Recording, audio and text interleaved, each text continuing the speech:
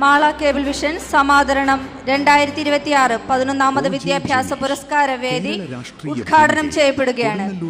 ബഹുമാനപ്പെട്ട കായിക വകുപ്പ് മന്ത്രി ശ്രീ ഒ.ജെ. ജനീഷ് വിളക്കുകൊളുത്തി ഉദ്ഘാടനം ചെയ്യുന്നു. മാള കേബിൾ വിഷന്റെ എല്ലാ പാർട്ണർമാരെയും വേദിയിലേക്ക് സവിനയം ക്ഷണിച്ചുകൊള്ളുന്നു. രജിസ്ട്രേഷൻ മന്ത്രിയായി ഒ.ജെ. ജനീഷ് ചുമതല. മാള കേബിൾ വിഷന്റെ സമാദരണം 2026 വിദ്യാഭ്യാസ പുരസ്കാരം പരിപാടി യോഗത്തിൻ്റെ അധ്യക്ഷത വഹിക്കുന്ന KCCLലെ chairman Shri K Suresh Kumar PP, ഇവിടെ മുഖ്യാതിഥിയായി പങ്കെടുക്കുന്ന 24 ന്യൂസിൻ്റെ സീനിയർ എഡിറ്റർ ശ്രീ ഹാഷ്മി താജ് ഇബ്രാഹിം, മാള ഗ്രാമപഞ്ചായത്തിൻ്റെ president Shri PK Radhakrishnan, ward member Shri Joshy Kanjoothara, Mala EO Shri KK Suresh, COA സംസ്ഥാന സെക്രട്ടറി ശ്രീ നിസാർ കോയപ്പറമ്പിൽ, വ്യാപാര വ്യവസായിയുടെ ഏകോപന സമിതിയുടെ president Shri PT Pappachan, Mala press ക്ലബിൻ്റെ പ്രസിഡന്റ് ശ്രീ ഷാൻഡി ജോസഫ് തട്ടകത്ത്, CPIMൻ്റെ Mala area secretary Shri TK Santhosh, BJP state committee member Shri MM Vinod, Mala Carmel കോളേജിൻ്റെ principal doctor Shri Rini Raphael, Shri TC Subhash, Shri Jose CG, Shri T Jayaprakashan, Shri R Mohanakrishnan, Shri PS Subithan, CP Pradeep, PL Johny, Shri Jijo Joseph ഉൾപ്പെടെ വേദിയിലും സദസ്സിലുമുള്ള ഏറെ ബഹുമാന്യരായ വ്യക്തിത്വങ്ങൾ, എന്നിവിടെ ആദരവ് ഏറ്റുവാങ്ങുന്ന SLC +2 പരീക്ഷകളിൽ ഉന്നതമായ വിജയം കരസ്ഥമാക്കിയ പ്രിയപ്പെട്ട വിദ്യാർത്ഥിനി സുഹൃത്തുക്കൾ, പ്രിയമുള്ളവരെ, ഞാനിതിന് എത്തുന്നതിന് മുമ്പ് സ്വാഗത പ്രസംഗവും അധ്യക്ഷ പ്രസംഗവും ഉദ്ഘാടനവും മുഖ്യാതിഥികൾ ഉൾപ്പെടെയുള്ള ആളുകളുടെയൊക്കെ ഉദ്ഘാടനം കഴിഞ്ഞിട്ടില്ല, മുഖ്യാതിഥി വരെയുള്ള ആളുകളെല്ലാവരും പ്രസംഗങ്ങൾ കഴിഞ്ഞതുകൊണ്ട് നേരത്തെ സംസാരിച്ചവർ എന്തിനെ പറ്റിയിട്ടാണ് പറഞ്ഞതെന്നുള്ളതിനെ സംബന്ധിച്ച് എനിക്ക് ഒരു അവ്യക്തതയുണ്ട്. ഹാഷ്മിയാണെങ്കിൽ സ്വാഭാവികമായും ഒരു അറ്റത്തുനിന്ന് തീ പിടിച്ച പോലെ ഒരു പക്ഷേ അങ്ങനെയാണോ പ്രസംഗിക്കാറെന്ന് എനിക്കറിയില്ല, പ്രാസോപ്പിച്ചുള്ള കാര്യങ്ങളൊക്കെ ഇങ്ങനെ വെടിക്കെട്ട് പോലെ പറഞ്ഞിട്ടുണ്ടാകും. അപ്പോൾ നിങ്ങളൊക്കെ അതിലൊക്കെ ലയിച്ചിരുന്ന ആളുകൾക്ക് ഇനി ഞാനിനി വീണ്ടും കൂടുതലായി ദീർഘമായി പ്രസംഗിക്കുന്നില്ല. മാത്രമല്ല, ഞാനിവിടെ കുറേയേറെ വിദ്യാഭ്യാസ അവാർഡ് ദാനത്തിൽ പങ്കെടുത്തു. അപ്പോൾ ഇവിടെ തന്നെ നമ്മുടെ നിയോജകമണ്ഡലത്തിൽ തന്നെ കുറച്ചധികം പരിപാടികൾ പങ്കെടുത്തു. അപ്പോൾ ഈ പങ്കെടുക്കുന്ന യോഗങ്ങളിലൊക്കെ അവാർഡ് വാങ്ങാൻ വരുന്ന ആളുകളെല്ലാം ഒരാൾക്കാർ തന്നെയാണ്. SLC +2 A+ കിട്ടിയ ആളുകളാണല്ലോ. കൊടുക്കുന്ന സമയത്ത് ഞാൻ പറയുന്ന പ്രസംഗവും ഒരേ പ്രസംഗം തന്നെയാണ്. ഇത് പറഞ്ഞ് എനിക്കും ബോറടിച്ച് കേട്ട് നിങ്ങൾക്കും ഒരുപക്ഷെ ബോറടിച്ച് കാണും. അപ്പോൾ അതുകൊണ്ട് ദീർഘമായൊരു പ്രസംഗത്തിലേക്ക് കിടക്കുന്നില്ല. നമ്മളെ സംബന്ധിച്ച് വളരെ സന്തോഷകരമായ ഒരു നിമിഷമാണ്. +2 പരീക്ഷയിൽ 10ാം ക്ലാസ് പരീക്ഷയിലൊക്കെ വലിയ വിജയം നേടി ഉന്നതമായ വിദ്യാഭ്യാസത്തിന് വേണ്ടിയുള്ള സൗകര്യങ്ങളിലേക്ക് നമ്മൾ കടക്കുകയാണ്. ഏറെക്കുറെ ക്ലാസ്സുകളൊക്കെ ആരംഭിക്കുകയാണ്. അപ്പോൾ നമ്മളെ സംബന്ധിച്ചൊരു ഇതുവരെ പഠിച്ചതിൽ നിന്ന് +2 പഠനം വരെ പൂർത്തീകരിച്ച് ഡിഗ്രി പഠന ക്ലാസ്സുകളിലേക്ക് പോകുന്ന വിദ്യാർത്ഥികളെ സംബന്ധിച്ച് ഇതുവരെ പഠിച്ചതിൽ നിന്ന് വളരെ വ്യത്യസ്തമായ ഒരു അന്തരീക്ഷത്തിലേക്കാണ് പോകുന്നത്. ഇപ്പോൾ ഇത്രകാലം നിങ്ങൾക്കുണ്ടായിരുന്ന വലിയതായ നിയന്ത്രണങ്ങൾ ഒരുപക്ഷെ ഇനി പോകുന്ന ക്യാമ്പസുകളിൽ ഉണ്ടാകണമെന്നില്ല. എങ്ങനെയൊക്കെ ഉണ്ടായാൽ തന്നെയും കഴിഞ്ഞ കാലങ്ങളിൽ നിന്ന് വ്യത്യസ്തമായി ഒരു ചെറിയ സ്വാതന്ത്ര്യം നിങ്ങൾക്കൊക്കെ അനുഭവപ്പെടും. ഞങ്ങളുടെ തലമുറയ്ക്ക് അത് ചെറുതായിരുന്നില്ല, വളരെ വലിയ സ്വാതന്ത്ര്യമായിരുന്നു. അങ്ങനെ യൂണിഫോം ഇട്ട് കോളേജിൽ പോകേണ്ട സാഹചര്യം ഉണ്ടായിരുന്നില്ല. ക്ലാസ്സിൽ എപ്പം അതൊക്കെ വൈകി ചെന്നാലും വലിയ പ്രയാസമുള്ള കാര്യങ്ങളുണ്ടായിരുന്നില്ല. അപ്പോൾ ഞാൻ +2 കഴിഞ്ഞതിന് ശേഷം പോളിടെക്നിക്ക് ചെല്ലുന്ന സമയത്താണ് യൂണിഫോമിൽ പോയിരുന്നൊരു ഘട്ടം ഉണ്ടായിട്ടുള്ളൂ. അത് കഴിഞ്ഞ് ലോ കോളേജിലേക്ക് പോകുന്ന സമയത്ത് അഡ്മിഷൻ എടുക്കാൻ വേണ്ടി ചെല്ലുമ്പോൾ എൻ്റെ പാരൻ്റ് ആരാണെന്ന് ചോദിച്ചപ്പോൾ ഞാൻ പറഞ്ഞു ഞാൻ തന്നെയാണ് എൻ്റെ പാരൻ്റ്, ഞാൻ തന്നെയാണ് എന്നെ പഠിപ്പിക്കുന്നത് എന്നുള്ള രീതിയിലാണ് ഞാൻ അവിടെ ചെന്നത്. അപ്പോൾ എന്നോട് അധ്യാപകർ പറഞ്ഞു അത് പറ്റില്ല, ആരെങ്കിലും ഒരാൾ പാരൻ്റായിട്ട് ഒപ്പിടണം, ഗാർഡിയനായിട്ട് ഒരാൾ ഒപ്പിടണം. അപ്പോൾ ഞാൻ എൻ്റെ സുഹൃത്തിനെ വിളിച്ചിരുന്നു ഗാർഡിയനായിട്ട് ഒപ്പിടാൻ പറഞ്ഞു. അപ്പോൾ അധ്യാപകർ പറഞ്ഞു അത് പറ്റില്ല, വീട്ടിൽ നിന്ന് ആരെങ്കിലും വരണം. ഗാർഡിയൻ എന്ന വാക്കിന് വീട്ടിൽ നിന്നൊരു അർത്ഥം ഇല്ല എന്നുള്ളതുകൊണ്ട് ഞാൻ എൻ്റെ കൂട്ടുകാരനെ കൊണ്ട് തന്നെ, എൻ്റെ കൂടെ എൻ്റെ ഒരു ജ്യേഷ്ഠനുണ്ടായിരുന്നു, സുഹൃത്തുണ്ടായിരുന്നു, ഞാൻ അവരെ കൊണ്ട് തന്നെയാണ് സൈൻ ചെയ്യിപ്പിച്ചത്. അങ്ങനെ ഞങ്ങളൊക്കെ തന്നെ തീരുമാനിച്ചിട്ടാണ് ഞങ്ങളവിടുത്തെ കാലെടുത്ത് വയ്ക്കുന്ന നിമിഷം മുതൽ നമ്മളാണ് കാര്യങ്ങൾ തീരുമാനിക്കുക എന്നുള്ള ബോധ്യത്തിലാണ് ലോ കോളേജിലേക്കൊക്കെ കടന്നു ചെല്ലുന്നത്. പിന്നെ ഞാൻ 2 ദിവസങ്ങൾക്ക് മുമ്പ് ലോ കോളേജിലൊരു സ്വീകരണം, എനിക്ക് അവിടെ പഠിച്ചൊരു വിദ്യാർത്ഥി നിലയ്ക്ക് സ്വീകരണം ഒരുക്കുന്ന സമയത്ത് ഞാൻ അവിടെ ചെല്ലുമ്പോൾ അപ്പോൾ എനിക്ക് അവിടെ കണ്ടപ്പോൾ തോന്നി പണ്ട് അവിടെ കാര്യങ്ങൾ തീരുമാനിച്ചത് ഞങ്ങൾ വിദ്യാർത്ഥികളൊക്കെയാണ്, പക്ഷേ ഇപ്പോൾ അങ്ങനെയെല്ലാം തോന്നി. കാരണം കാര്യങ്ങൾക്കൊക്കെ വലിയ മാറ്റമൊക്കെ വന്നു. എല്ലാവരും കുറേ കൂടിയൊക്കെ അന്ന് അധ്യാപകരോട് അത്ര വലിയ രീതിയിൽ ചേരുന്നുമില്ല. പക്ഷേ പഴയ പോലെ ഒരു വലിയ ബഹളങ്ങളോ കുഴപ്പങ്ങളോ കാര്യങ്ങളോ ഒന്നും കാണുന്നില്ല. ഞാൻ ചെന്ന സമയത്ത് എന്നോട് ടീച്ചർ പറഞ്ഞു പോലീസ് ജീപ്പ് വരണുണ്ടപ്പോൾ ഞങ്ങൾ ആലോചിക്കുകയായിരുന്നു പണ്ട് പോലീസ് ജീപ്പ് വന്നാൽ നിന്നെ ഇവിടെ നിന്ന് പിടിച്ചുകൊണ്ട് പോകാനാണ് പതിവ്, ആദ്യമായിട്ട് പോലീസ് ജീപ്പ് വന്നിട്ട് നിങ്ങളെ കൊണ്ടിവിടെ ഇറക്കി, അത് കണ്ടപ്പോൾ വലിയ സന്തോഷം എന്ന് പറഞ്ഞു. ഞാൻ ആലോചിച്ച് ശരിയാണ്, ആ കോളേജിലേക്ക് ഞങ്ങൾ പഠിക്കുന്ന സമയത്ത് ജീപ്പ് വരുന്നത് ഞങ്ങൾ ആരെങ്കിലൊക്കെ അവിടെ നിർത്തുകൊണ്ട് പോകാൻ വേണ്ടിയിട്ടാണ്. ഇപ്പോൾ ജീപ്പിൽ വന്ന് ഞങ്ങളെ കൊണ്ട് അവിടെ ആക്കിയിട്ടും പോയി. കോളേജുകളിലും ക്യാമ്പസിലൊക്കെ വലിയ മാറ്റമൊക്കെ വന്നു. പഴയതുപോലെ പൊളിറ്റിക്സിൻ്റെ സാന്നിധ്യമൊക്കെ വളരെ കുറഞ്ഞു. രാഷ്ട്രീയമുള്ള ക്യാമ്പസുകളുടെ എണ്ണം വളരെയധികം കുറഞ്ഞു പോയി. അപ്പോൾ എല്ലാ വിദ്യാർത്ഥികളും പലപ്പോഴും പറഞ്ഞുകൊണ്ടിരിക്കുന്നത്, പലപ്പോഴും പുതിയ തലമുറയിലെ വിദ്യാർത്ഥികളോട് സംബന്ധിച്ചാൽ അവരൊക്കെ പറയുന്ന ഏറ്റവും പ്രധാനപ്പെട്ട കാര്യം പൊളിറ്റിക്സിൽ തീരെ താല്പര്യമില്ല, രാഷ്ട്രീയത്തിൽ തീരെ താല്പര്യമില്ല എന്നുള്ളതാണ്. ഞാൻ ഈ SLC +2 കഴിഞ്ഞിരിക്കുന്ന സമയത്ത് നിങ്ങളോട് വന്ന് രാഷ്ട്രീയത്തെ പറ്റി പറയുന്നതല്ല, പൊതുവിൽ രാഷ്ട്രീയത്തിൽ താല്പര്യമില്ല എന്ന് പറയുന്ന ആളുകളാണ് പൊതുവിലുള്ള എല്ലാ വിദ്യാർത്ഥികളും. പക്ഷേ നിങ്ങൾ മനസ്സിലാക്കേണ്ട കാര്യം, നിങ്ങളിപ്പോൾ ഏറ്റവും നന്നായി പഠിച്ച് ഇവിടെ വന്നിരിക്കുന്ന വിദ്യാർത്ഥികളാണ്. നിങ്ങൾ നടത്തിയതും ഒരു തരത്തിൽ ഇതൊരു രാഷ്ട്രീയത്തിൻ്റെ ഭാഗമാണ്. കാരണം നന്നായി പഠിക്കുക എന്ന് പറയുന്നതും ഒരു രാഷ്ട്രീയ പ്രവർത്തനത്തിൻ്റെ കൂടി ഭാഗമാണ്. കാരണം നിങ്ങളാക്കി ഇവിടെ കൊണ്ടുവന്നിരുത്തുന്നതിൽ ഈ സിസ്റ്റം ചെലവഴിച്ചൊരു സമയമുണ്ട്, അതിനുവേണ്ടി ചെലവഴിച്ച ഒരു പണമുണ്ട്. ഇപ്പോൾ സർക്കാർ എയ്ഡഡ് സ്കൂളുകളിൽ പഠിച്ചു വന്ന വിദ്യാർത്ഥികളാണെങ്കിലും അതല്ല സ്വകാര്യ മാനേജ്മെൻറ്റുകളാണെങ്കിൽ കൂടി നിങ്ങളുടെ മാതാപിതാക്കളും നിങ്ങളുടെ ചുറ്റുവട്ടമുള്ള ആളുകളും ഈ സമൂഹമൊക്കെ തന്നെ അതിൻ്റെ പുറകിൽ ഇൻവെസ്റ്റ് ചെയ്ത ഒരു സമയവും പണവും പിന്നെ മറ്റ് സൗകര്യങ്ങളൊക്കെ ഒരുപാടുണ്ട്. 1-ാം ക്ലാസ്സിൽ പഠിക്കുന്നൊരു കുട്ടി 10-ാം ക്ലാസ് വരെ പഠനം പൂർത്തീകരിച്ച് അല്ലെങ്കിൽ +2 വരെ പഠനം പൂർത്തീകരിക്കപ്പെടുന്ന സമയം വരെ അവന് വേണ്ടി ചെലവഴിക്കപ്പെടുന്ന പണം, സ്കൂളിൽ അല്ലെങ്കിൽ കോളേജിലെ അന്തരീക്ഷങ്ങൾ, ഇൻഫ്രാസ്ട്രക്ചർ ഫെസിലിറ്റികൾ, വെള്ളം ഉൾപ്പെടെ, കറണ്ട് ഉൾപ്പെടെ, അധ്യാപകരുടെ നിയമനങ്ങൾ ഉൾപ്പെടെ, അവരുടെ ശമ്പളം ഉൾപ്പെടെ, നിങ്ങൾക്ക് നൽകുന്ന യൂണിഫോം, പാഠപുസ്തകങ്ങൾ, എന്തെങ്കിലും ആനുകൂല്യങ്ങൾ നൽകിയിട്ടുണ്ടെങ്കിൽ അതുൾപ്പെടെ അതെല്ലാം കൂടി ഒന്ന് കൂട്ടി നോക്കിയാൽ ഒരു വിദ്യാർത്ഥി ചെറിയ ക്ലാസ് മുതൽ +2 പഠനം വരെ പൂർത്തീകരിച്ച് കഴിയുമ്പോഴേക്കും ഈ സമൂഹം ഒരു വലിയ പണം അവൻ്റെ പുറകിൽ ഇൻവെസ്റ്റ് ചെയ്ത് കഴിഞ്ഞു.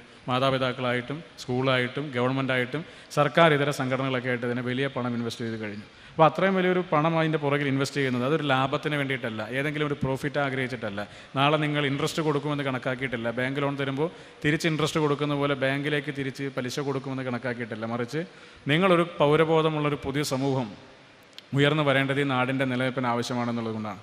ഇപ്പോൾ വിദ്യാഭ്യാസം ഒരു വ്യക്തിയെ ഏറ്റവും മികച്ചതാക്കി മാറ്റണമെന്നില്ല, പക്ഷേ വിദ്യാഭ്യാസം ഒരു വ്യക്തിയെ അവനുള്ള മികവുറ്റ എല്ലാ കാര്യങ്ങളെയും പുറത്തു കൊണ്ടുവരാൻ വേണ്ടി ഏറ്റവും പ്രധാനപ്പെട്ട പങ്ക് വഹിക്കുക എന്നുള്ളതുകൊണ്ടാണ്. അപ്പോൾ നിങ്ങൾക്ക് വേണ്ടി സമൂഹം ചെലവഴിച്ച ഒരു ഇൻവെസ്റ്റ്മെൻറ്റുണ്ട്, സമയമായി, അതല്ലെങ്കിൽ സമയത്തിൻ്റെ ഭാഗമായി, പണത്തിൻ്റെ ഭാഗമായി, ഒരു സംവിധാനത്തിൻ്റെ ഭാഗമായൊക്കെ ചെലവഴിച്ചൊരു ഇൻവെസ്റ്റ്മെൻ്റ് ഉണ്ട്. അതിനോട് നീതി പുലർത്തിയ വിദ്യാർത്ഥികളെന്ന നിലയ്ക്കാണ് ഏറ്റവും നല്ല രീതിയിൽ മാർക്ക് വാങ്ങി ഉയർന്ന വിജയം കരസ്ഥമാക്കിയ നിങ്ങളെയൊക്കെ ആദരിക്കുന്ന പരിപാടിയിലും ഈ പരിപാടിയിലും ഇതിൻ്റെ അർഹരായ നിങ്ങളിലും ഒരു പൊളിറ്റിക്സ് ഉണ്ട് എന്ന് പറഞ്ഞത്. രണ്ടാമത്തെ കാര്യം, നമ്മളൊക്കെ എപ്പോഴും പറയും നമുക്കിതിലൊന്നും താല്പര്യമില്ല, രാഷ്ട്രീയത്തിലൊന്നും താല്പര്യമില്ല, ആ ഭാഗം നോക്കാറില്ല, വായിക്കാറില്ല, മറച്ചു നോക്കാറില്ല, എന്തിന് വോട്ട് ചെയ്യാൻ വേണ്ടി പോകാൻ പോലും താല്പര്യമില്ല എന്ന് പറയുന്ന ചെറുപ്പക്കാരും വിദ്യാർത്ഥികളുടെ എണ്ണം വളരെ കൂടുതലാണ്. പക്ഷേ നിങ്ങളൊരു കാര്യം മനസ്സിലാക്കേണ്ടത്, നിങ്ങളിതൊന്നും മനസ്സിലാക്കിയാലും ഇല്ലെങ്കിലും, നിങ്ങളിതിൻ്റെയൊക്കെ ഭാഗമായി ശ്രദ്ധിച്ചാലും ഇല്ലെങ്കിലും, നിങ്ങളുടെ ജീവിതത്തിൽ നിങ്ങൾ രാവിലെ ഉറക്കം എഴുന്നേറ്റ് വൈകുന്നേരം ഉറങ്ങാൻ കിടക്കുന്ന നിമിഷം വരെ, അല്ലെങ്കിൽ പിറ്റേന്ന് ഉറങ്ങി എഴുന്നേൽക്കുന്ന നിമിഷം വരെ നിങ്ങൾ പോലും അറിയാതെ നിങ്ങളുടെ ജീവിതത്തിൽ നിരന്തരമായി പൊളിറ്റിക്സ് ഇടപെട്ടുകൊണ്ടേയിരിക്കും. ഇപ്പം നിങ്ങൾ പഠിക്കാൻ വേണ്ടി പോകുന്ന ക്യാമ്പസുകളുടെ സൗകര്യങ്ങളിൽ എഞ്ചിനീയറിംഗ് കോളേജിലേക്കാണ് പോകുന്നതെങ്കിൽ 50:50 എന്നൊരു സംവിധാനം AK ആൻ്റണി സർക്കാരിൻ്റെ കാലഘട്ടത്തിൽ കൊണ്ടുവന്നതാണ്. ഒരു പോളിസിയാണ്, പുതിയ സംവിധാനങ്ങൾ കൊണ്ടുവരുന്നതിന് വേണ്ടി എടുത്തൊരു പോളിസിയാണ്. ആ പോളിസിയെ സംബന്ധിച്ച് ഒരുപാട് വിമർശനങ്ങളുണ്ടായിരുന്നു. പക്ഷേ എങ്കിൽ കൂടി അതിൻ്റെ പേരിൽ കേരളത്തിനകത്ത് എഞ്ചിനീയറിംഗ് കോളേജുകളുടെ എണ്ണം കൂടി. തമിഴ്നാട്ടിലേക്കും കർണാടകയിലേക്കും പഠിക്കാൻ പോയിരുന്ന വിദ്യാർത്ഥികൾ കേരളത്തിൽ തന്നെ പഠിക്കാൻ കഴിയുന്ന ഒരു സാഹചര്യമുണ്ടായി. ഒരു രാഷ്ട്രീയ തീരുമാനമാണ്, ഒരു പോളിസി മാറ്ററിൻ്റെ ഭാഗമായിട്ട് എടുത്തൊരു തീരുമാനമാണ്. അതുകൊണ്ടാണ് പഠിക്കാനുള്ള അവസരങ്ങൾ അവിടെ കൂടുതലായിട്ടുണ്ടായത്. നിങ്ങൾ പഠിക്കുന്ന സിലബസുകൾ, കരിക്കുലം തീരുമാനിക്കപ്പെടുന്ന ഉദ്യോഗസ്ഥന്മാരെ അല്ലെങ്കിൽ അതിനെ പൊളിറ്റിക്കൽ പാട്രണേജ് കൊടുക്കുന്നത്, അവിടെ എല്ലാം പൊളിറ്റിക്സ് നിരന്തരമായി ഇടപെട്ടുകൊണ്ടിരിക്കുകയാണ്. ഇപ്പോൾ നീറ്റ് പരീക്ഷയുടെ ചോദ്യപേപ്പർ ചോർന്ന ഒരു ഘട്ടമുണ്ടായി. നീറ്റ് പരീക്ഷയുടെ ചോദ്യപേപ്പർ ചോർന്നപ്പോൾ ഈ രാജ്യത്തിൻ്റെ തെരുവിൽ ഒരുപാട് ചെറുപ്പക്കാരും വിദ്യാർത്ഥികളും രാഷ്ട്രീയമുള്ളവരും ഇല്ലാത്തവരുമൊക്കെ അതിനെതിരെ സമരം ചെയ്തു. 91 വിദ്യാർത്ഥികൾ ആ പരീക്ഷാ പേപ്പർ ചോർന്നതിൻ്റെ പേരിൽ പരീക്ഷയിൽ വീണ്ടും എഴുതേണ്ടി വരുന്ന സാഹചര്യത്തിൻ്റെ സമ്മർദ്ദം കൊണ്ട് നമ്മുടെ രാജ്യത്തിനകത്ത് ആത്മഹത്യ ചെയ്യുന്ന ഒരു സാഹചര്യമുണ്ടായി. അപ്പോൾ പരീക്ഷകളുടെ ഒരു ഭീതിതമായ വീണ്ടും ഒരു തയ്യാറെടുപ്പ് നടത്തേണ്ടെന്ന ഒരു ഭയപ്പാടോടുകൂടിയാണ് അവരൊക്കെ സൂയിസൈഡ് ചെയ്യുന്ന സാഹചര്യം ഉണ്ടായത്. ആ നീറ്റ് പരീക്ഷയുടെ ചോദ്യപേപ്പർ ചോരുന്നതിൽ സിസ്റ്റത്തിന് പരാജയം പെടുന്നുണ്ടെങ്കിൽ അതിലൊരു പൊളിറ്റിക്സ് ഉണ്ട്. ആ ചോരുന്ന നീറ്റ് പരീക്ഷയുടെ ചോദ്യപേപ്പറിനെതിരെ തെരുവിൽ ചെറുപ്പക്കാർ ഇറങ്ങുന്നുണ്ടെങ്കിൽ അതിൻ്റെ പുറകിലൊരു പൊളിറ്റിക്സ് ഉണ്ട്. ആ ഇറങ്ങാൻ തീരുമാനിക്കുന്നതിൻ്റെ പുറകിലൊരു രാഷ്ട്രീയമുണ്ട്. ഇതിൽ അംഗമായാലും അല്ലെങ്കിൽ ഇതിൻ്റെ ഭാഗമായാലും അല്ലെങ്കിലും നിങ്ങൾക്കൊന്നും എഴുതാൻ കഴിഞ്ഞതുപോലെ നീറ്റ് പരീക്ഷ എഴുതാൻ ഒരുപക്ഷെ കഴിഞ്ഞിട്ട് പോലുമില്ലാത്ത, ജീവിതത്തിൽ ഒരിക്കൽ പോലും നീറ്റ് പരീക്ഷയുടെ പരിസരത്തേക്ക് പോലും പോയിട്ടില്ലാത്ത ചെറുപ്പക്കാരാണ് ആ പരീക്ഷാ പേപ്പർ ചോർന്നതിൻ്റെ പേരിൽ പോലും തെരുവിൽ തല്ലുകൊള്ളാനും കേസിൽ പ്രതിയാകാനൊക്കെ ആയിട്ട് ഇറങ്ങി തിരിച്ചുകൊണ്ട് കടന്നു വന്നത്.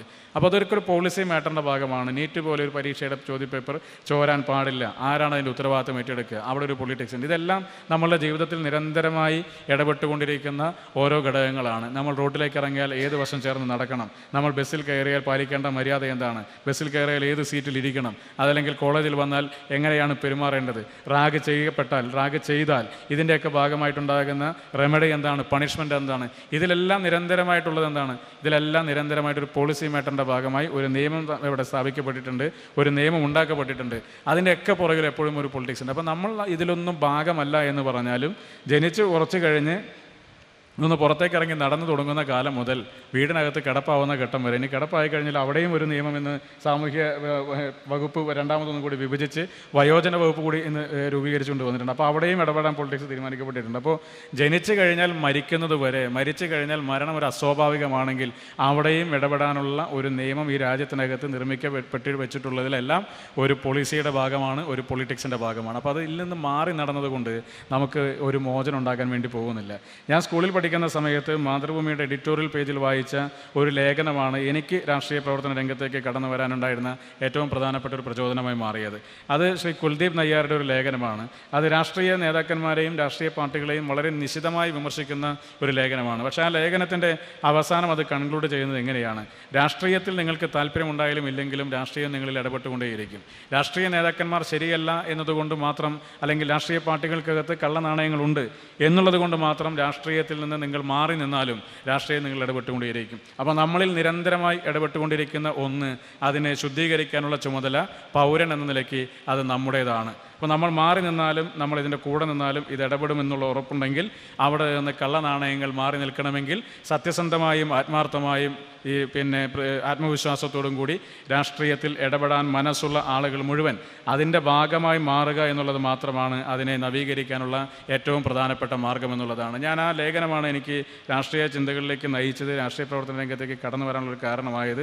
ഇന്ന് 37ാമത്തെ വയസ്സിൽ കേരളത്തിൻ്റെ യുവജന സ്പോർട്സ് കായിക പുരാവസ്തു വകുപ്പിൻ്റെയൊക്കെ മന്ത്രിയായി ഇവിടെ നിന്ന് ഇത്തരത്തിലൊരു പരിപാടിയിൽ സംസാരിക്കാൻ കഴിയുന്ന തലത്തിലേക്ക് എന്നെ കൈപിടിച്ച് നടത്തിയതിൻ്റെ പുറകിലെ ഏറ്റവും പ്രധാനപ്പെട്ട ഒരു ചേതോപകാരം, നമ്മൾ ഇടപെട്ടാലും ഇടപെട്ടില്ലെങ്കിലും, നമ്മൾ അംഗീകരിച്ചാലും അംഗീകരിച്ചില്ലെങ്കിലും പൊളിറ്റിക്സ് നമ്മളിൽ ഇടപെട്ടുകൊണ്ടേയിരിക്കും. അങ്ങനെയാണെങ്കിൽ ആ പൊളിറ്റിക്സിൽ ഇടപെടുക എന്നുള്ളൊരു തീരുമാനത്തിൻ്റെ ഭാഗമായിട്ടാണ് ഇതിൻ്റെ ഭാഗമായൊക്കെ കടന്നു വന്നത്. അപ്പോൾ നിങ്ങൾ ഏറ്റവും നല്ല മാർക്കോട് കൂടി പാസ്സായ വിദ്യാർത്ഥികളാണ്. നിങ്ങളെ സംബന്ധിച്ച് സമൂഹത്തിനൊരു പ്രതീക്ഷയുണ്ട്. കാരണം നാളുകളിൽ നിങ്ങളിലൂടെ ആയിരിക്കണം ഈ സമൂഹത്തിൻ്റെ മുന്നോട്ടുള്ള യാത്ര ഉണ്ടാകേണ്ടത്. നാളുകളിൽ കൊടുങ്ങല്ലൂരിൻ്റെ മാളയുടെയൊക്കെ ആ വികസനം പൂർത്തീകരിക്കപ്പെടാൻ വേണ്ടി പോകുന്നത് ജനപ്രതിനിധികളായിരിക്കുന്ന ഞങ്ങളിവിടെ വേദിയിലുള്ള ഒരാളുടെയും ഭാഗമായിട്ടായിരിക്കണമെന്നില്ല. നിങ്ങൾ നേടുന്ന അറിവുകൾ, നിങ്ങൾ നേടിയ കഴിവ്, നിങ്ങളുടെ അറിവിൻ്റെ ഭാഗമായി നിങ്ങൾ നേടിയ സമ്പാദ്യം, നിങ്ങളുടെ മികവ്, അത് നിങ്ങൾ എങ്ങനെ നിങ്ങളുടെ വീടിൻ്റെ ചുറ്റുവട്ടങ്ങൾ ഉപയോഗിക്കപ്പെടുന്നു എന്നുള്ളതാണ്. എൻ്റെ വീടിൻ്റെ പരിസരത്തെ വികസനം, അല്ലെങ്കിൽ എൻ്റെ വീടിൻ്റെ പരിസരത്തുള്ള മെച്ചപ്പെട്ട സാഹചര്യങ്ങൾ ഒരുക്കേണ്ട ഉത്തരവാദിത്തം അത് എൻ്റേതാണ് എന്ന ബോധ്യം നമുക്കെല്ലാവർക്കും ഉണ്ടാകണം. ഇപ്പോൾ എല്ലാവരും പ്രധാനപ്പെട്ട ട്രെൻഡ് വിദേശത്തേക്ക് പോവുക എന്നുള്ളതാണ്. നേരെ കാനഡയ്ക്ക് പോയി, ജർമ്മനിക്ക് പോയി, UK പോയി, അങ്ങനെയൊക്കെ. ഈ തെരഞ്ഞെടുപ്പ് സമയത്ത് ഞങ്ങൾ മനസ്സിലാക്കിയ ഏറ്റവും പ്രധാനപ്പെട്ട കാര്യം, വീട്ടിലൊന്നും ഒരാളുമില്ല, ആകെയുള്ളതൊക്കെ പ്രായം ചെന്ന ആൾക്കാരൊക്കെയാണ്. അപ്പോൾ മാളയിൽ എൻ്റെ ഒരു പ്രത്യേക ചില ഭാഗങ്ങളിലൊക്കെ ചെന്ന പല വീടുകളും അടച്ചിട്ട് കിടക്കുകയാണ്, എല്ലാവരും വിദേശത്താണ്. മറ്റു സ്ഥലങ്ങളിലൊക്കെ ഉണ്ട്, കുഴൂരൊക്കെ ഉണ്ട്. എനിക്ക് തോന്നുന്നത് ഏറ്റവും കൂടുതൽ നമ്മുടെ നിയമസഭാ മണ്ഡലത്തിനകത്ത് ഈ മാള പരിസരങ്ങളിലാണ് വിദേശത്തേക്ക് പോയിട്ടുള്ള ആളുകളുടെ എണ്ണം കൂടുതലുണ്ടാവുക. നമ്മൾ വീടുകളിലേക്ക് കടന്നു ചെല്ലുമ്പോൾ ആരും കാണുന്നൊന്നുമില്ല. കൂടെ പഠിച്ചവന്മാരൊക്കെ ദിവസവും ഫേസ്ബുക്കിലൊക്കെ തമ്പടിക്കുന്നുണ്ട്, ലൈക്ക് അടിക്കുന്നുണ്ട്. പക്ഷേ വോട്ട് ചെയ്ത ലിസ്റ്റ് നോക്കുമ്പോൾ അവന്മാരൊന്നും വോട്ട് ചെയ്തിട്ടില്ല. ഞാൻ അപ്പോഴും എനിക്കൊരു കാര്യം മനസ്സിലായി, ഇവരൊന്നും നാട്ടിൽ നിന്നിട്ടല്ല ഈ തമ്പടിക്കുന്നത്, ലൈക്ക് അടിക്കുന്നത്. ഇവരൊക്കെ വിദേശത്ത് എവിടെയൊക്കെ ഇരുന്നിട്ടാണ് അടിച്ചുകൊണ്ടിരിക്കുന്നത്. ചിലരോട് വോട്ട് ചെയ്യാൻ വേണ്ടി നാട്ടിൽ കണ്ടപ്പോൾ ഞാൻ ചോദിച്ചു, വോട്ട് ചെയ്യാൻ പോയെന്ന് ചോദിച്ചപ്പോൾ അവർ പറഞ്ഞില്ല, വോട്ട് പോയില്ല, കാരണം പൗരത്വം മാറ്റിയെടുത്തു, മറ്റൊരു രാജ്യത്തേക്ക് പോയി, അവിടുത്തെ പൗരത്വം എടുത്തു, ഇപ്പോൾ ഇവിടെ വോട്ടവകാശം പോലുമില്ല. അപ്പോൾ നമ്മൾ എങ്ങനെ മറ്റൊരു രാജ്യത്തേക്ക് പോകുന്നു, ജോലി ചെയ്യുന്നു, പണം ഉണ്ടാക്കുന്നു, അവിടെ തന്നെ PR എടുത്ത് അവിടുത്തെ പൗരനായിട്ട് മാറുന്നു. അവിടുത്തെ പൗരനായിട്ട് മാറാൻ വേണ്ടി പോകുമ്പോൾ നമ്മളൊരു കാര്യം മനസ്സിലാക്കണം, ഈ പ്രായപൂർത്തിയായി മറ്റൊരു രാജ്യത്തേക്ക് ഇങ്ങനെ കടന്നു പോകാൻ കഴിയുന്ന തലം വരെ നിങ്ങളെ എത്തിച്ചതിൻ്റെ ഭാഗമായി ഈ സിസ്റ്റം ചെലവഴിച്ച, ഈ സമൂഹം ചെലവഴിച്ച ഒരു ഇൻവെസ്റ്റ്മെൻ്റ് ഉണ്ട്. അതിനോടൊരു നീതി പുലർത്തണ്ടേ? നിങ്ങൾക്ക് ലഭിച്ച സൗകര്യങ്ങൾ അടുത്ത തലമുറയ്ക്ക് കൊടുക്കാൻ അത് നമ്മൾ മറ്റൊരു രാജ്യത്തിൻ്റെ പൗരന്മാരായി അവിടെ ജീവിക്കുന്ന ആളുകളായി മാറിയാൽ സാധിക്കുമോ? ലോകത്ത്, ഇന്ത്യയിൽ വിദേശ വിദ്യാഭ്യാസത്തിൻ്റെ ഭാഗമായിട്ടുള്ള ആളുകളൊന്നും നമ്മുടെ ഈ തലമുറയിൽപ്പെടുന്ന ആളുകളൊന്നുമില്ല. അതിനൊക്കെ എത്രയോ വർഷങ്ങൾക്ക് മുമ്പുണ്ട്. മഹാത്മാഗാന്ധി വിദേശത്ത് പോയി പഠിച്ച ആളാണ്, ജവഹർലാൽ നെഹ്റു വിദേശത്ത് പോയി പഠിച്ച ആളാണ്, അംബേദ്കർ വിദേശത്ത് പോയി പഠിച്ച ആളാണ്, സുഭാഷ് ചന്ദ്രബോസ് വിദേശത്ത് വിദ്യാഭ്യാസം നേടിയ ആളാണ്. അവരെല്ലാം വിദേശ വിദ്യാഭ്യാസം നേടി വിദേശത്ത് പോയി പഠനം നടത്തി വലിയ അറിവ് സമ്പാദിച്ചു, വലിയ രീതിയിലുള്ള ലോക കാര്യങ്ങളെ സംബന്ധിച്ച് പഠിക്കാൻ വേണ്ടി കഴിഞ്ഞു, ലോകത്തെ ജനാധിപത്യ ക്രമത്തെപ്പറ്റി പഠിച്ചു, ലോകത്തെ മനുഷ്യാവകാശങ്ങളെ സംബന്ധിച്ച് പഠിക്കാൻ വേണ്ടി കഴിഞ്ഞു. ഇന്ത്യയിൽ നിലനിൽക്കുന്ന സിസ്റ്റത്തിൻ്റെ പോരായ്മകൾ അവർക്ക് മനസ്സിലാക്കാൻ വേണ്ടി കഴിഞ്ഞു. മഹാത്മാഗാന്ധി ഇന്ത്യക്ക് പുറത്ത് പഠിക്കുകയും പുറത്ത് ജോലി ചെയ്യുകയും അതിൻ്റെ ഭാഗമായി ലഭിച്ച അനുഭവങ്ങളും അദ്ദേഹത്തിന് ലഭിച്ച അവഹേളനങ്ങളും അതെല്ലാം കൈമുതലാക്കിയിട്ടാണ് അദ്ദേഹം ഇന്ത്യയിലേക്ക് കടന്നു വന്ന് സ്വാതന്ത്ര്യ സമരത്തിൻ്റെ ഭാഗമാകുന്നത്. അപ്പോൾ അവരെല്ലാം ഇന്ത്യയിലേക്ക് കടന്നു വന്ന് അന്നത്തെ വിദേശ രാജ്യങ്ങളെ വെച്ച് നോക്കുമ്പോൾ അന്നത്തെ ഇന്ത്യ അത് എത്രയോ ദരിദ്രമാണ്, എത്രയോ സാധ്യതകളില്ലാത്തതാണ്, ഒരു തരത്തിൽ പോലും മുന്നോട്ട് പോകാൻ കഴിയാത്തതാണ്, വികസനങ്ങളില്ലാത്തതാണ്. പക്ഷേ അവർ ചിന്തിച്ചത് എൻ്റെ രാജ്യത്തിൻ്റെ വികസനത്തിന് നേതൃത്വം കൊടുക്കേണ്ട ഉത്തരവാദിത്തം ഞങ്ങളുടേതാണ്. അവർ ചിന്തിച്ചത് എൻ്റെ രാജ്യത്തെ വിദേശ ആധിപത്യത്തിൽ നിന്ന് മോചിപ്പിക്കേണ്ട ഉത്തരവാദിത്തം അത് എൻ്റേതാണ് എന്ന് തീരുമാനിച്ചുകൊണ്ട് അവരെല്ലാം ഇവിടേക്ക് വന്നതുകൊണ്ടാണ് ഇന്ത്യ ഇന്ത്യയായി മാറിയതും ഇന്നും അവരെല്ലാം മരണപ്പെട്ടിട്ടും നമ്മളൊക്കെ അവരെ ഓർക്കുന്ന സാഹചര്യം ഉണ്ടായത്. അങ്ങനെ എത്രയെത്രയോ മഹാരഥന്മാർ ആ തരത്തിൽ നമ്മുടെ രാജ്യത്ത് വീണ്ടും വലിയ രീതിയിലുള്ള വികസനങ്ങൾക്ക് നേതൃത്വം കൊടുത്ത ആളുകളുണ്ടാവും. വികസനം എന്ന് പറയുമ്പോൾ റോഡ്, തോട്, പാലം മാത്രമല്ല ഞാൻ ഉദ്ദേശിച്ചത്. ഭൗതികമായ സാഹചര്യങ്ങൾ ഒരുക്കിയെടുക്കുന്നതിൽ, മറ്റ് കാഴ്ചപ്പാടുകൾ രൂപീകരിക്കുന്നതിൽ, പോളിസികൾ കൊണ്ടുവരുന്നതിൽ, നിയമങ്ങൾ കൊണ്ടുവരുന്നതിൻ്റെ ഒക്കെ ഭാഗമായി മാറിയ ഒരുപാട് മഹാരഥന്മാരുണ്ട്. അപ്പോൾ നമ്മളൊക്കെ പോകേണ്ടത്, നമ്മളിവിടെ പഠിച്ചു, കൂടുതൽ മെച്ചപ്പെട്ട വിദ്യാഭ്യാസത്തിന് വേണ്ടി പുറത്തുപോയി ആ മെച്ചപ്പെട്ട വിദ്യാഭ്യാസം നേടിക്കഴിഞ്ഞാൽ തിരിച്ചു വരണം. അല്ലെങ്കിൽ ആ മെച്ചപ്പെട്ട വിദ്യാഭ്യാസത്തിൻ്റെ ഭാഗമായി തൊഴിൽ കിട്ടിക്കഴിഞ്ഞാൽ, ആ തൊഴിലിൻ്റെ ഭാഗമായി സമ്പാദിച്ചു കഴിഞ്ഞാൽ തിരിച്ച് ഇവിടേക്ക് കടന്നു വരണം. ഇവിടെയാണ് നിങ്ങളുടെ സ്വർഗമെന്ന് തിരിച്ചറിയാനുള്ളൊരു ബോധ്യം നമുക്കെല്ലാവർക്കും എപ്പോഴും ഉണ്ടാകണം. മറ്റെവിടെ പോയാലും നമ്മൾ അവിടെ രണ്ടാം തരമാണ്.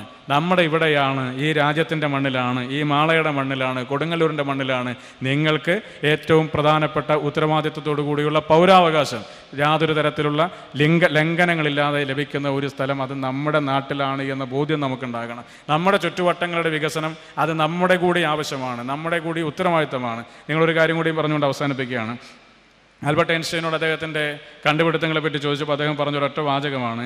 അതിങ്ങനെയാണ് പറഞ്ഞത്: എനിക്ക് മുമ്പേ സഞ്ചരിച്ചവരുടെ ബലിഷ്ഠമായ ചുമലുകളിൽ ചവിട്ടി ഉയർന്നു നിന്നാണ് ഞാൻ ദൂരക്കാഴ്ചകൾ കണ്ടത് എന്നുള്ളതാണ്. എനിക്ക് മുമ്പേ സഞ്ചരിച്ചവരുടെ ബലിഷ്ഠമായ ചുമലുകളിൽ ചവിട്ടി ഉയർന്നു നിന്നപ്പോഴാണ് ഞാൻ അകലെയുള്ള കാഴ്ചകൾ കണ്ടത്. അകലെ കണ്ട കാഴ്ചകളുടെ വർണ്ണങ്ങളാണ് എന്നെ അതിലേക്ക് നടക്കാൻ പ്രേരിപ്പിച്ചത്. ആ പ്രേരണയാണ് എൻ്റെ കണ്ടുപിടുത്തങ്ങളായി പുറത്തേക്ക് വന്നത്. നിങ്ങൾക്കിവിടെ ഈ സംവിധാനവും ഈ സിസ്റ്റവും എല്ലാം തന്നെ ഒരു ബലിഷ്ഠമായ ചുമലുകൾ നൽകുന്നുണ്ട്. മാളാവീഷൻ നിങ്ങളെ വിളിച്ച് ആദരിക്കുന്നത്, നിങ്ങൾ പഠിച്ച സ്കൂളുകൾ, നിങ്ങളുടെ അധ്യാപകർ നിങ്ങളെ പഠിപ്പിച്ചത്, ആ സിസ്റ്റം അതിനുവേണ്ടി അവിടെ ഇൻവോൾവ് ചെയ്യപ്പെട്ടത്, നിങ്ങളുടെ മാതാപിതാക്കൾ നിങ്ങൾക്ക് പഠിക്കാനുള്ള സൗകര്യങ്ങൾ ഒരുക്കിയത്, അവരെല്ലാം അവരാൽ കഴിയാവുന്ന രീതിയിലുള്ള ഒരു ചുമലുകൾ നിങ്ങൾക്ക് നൽകിയതാണ്. നിങ്ങൾ ദൂരക്കാഴ്ചകൾ കാണണം, നിങ്ങൾ ദൂരങ്ങളിലേക്ക് നടക്കണം, നിങ്ങളുടെ ദൂരങ്ങളിലുള്ള സ്വപ്നങ്ങൾ എത്തിപ്പിടിക്കാൻ നിങ്ങൾക്ക് സാധിക്കണം.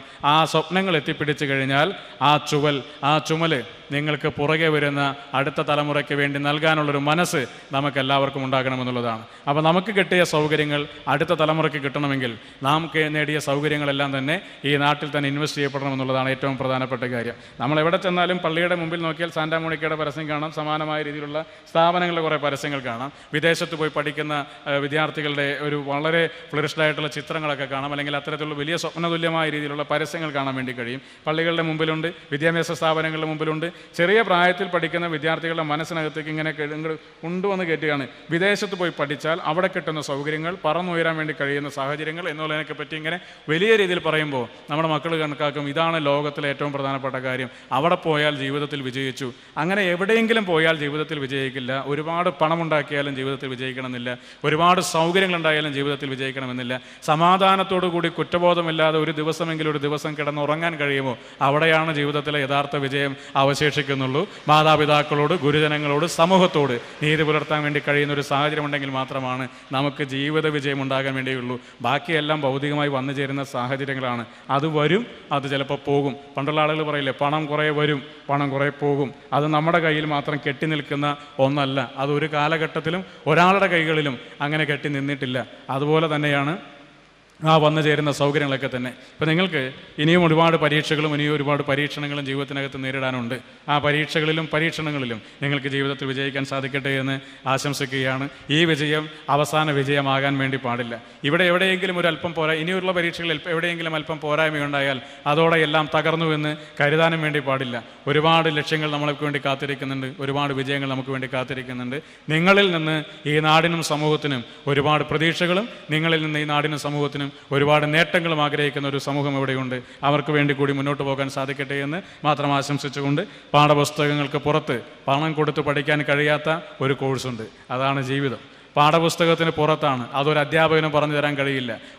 ഒരു തരത്തിലുള്ള ട്യൂഷനും പോയാൽ പഠിക്കാൻ കഴിയുന്നില്ല. എത്ര പണം കൊടുത്താലും ഒരു യൂണിവേഴ്സിറ്റിയും പഠിപ്പിക്കുന്നില്ല. സ്വയം ആർജിച്ചെടുക്കുന്ന കഴിവുകളിലൂടെ ആ ജീവിതത്തിൽ വിജയിക്കാൻ സാധിക്കട്ടെ എന്ന് മാത്രം ആശംസിച്ചുകൊണ്ട് ഔപചാരികമായി ഈ യോഗം ഉദ്ഘാടനം ചെയ്ത് അറിയിച്ചുകൊണ്ട് എൻ്റെ വാക്കുകൾ ചുരുക്കുന്നു. നന്ദി, നമസ്കാരം.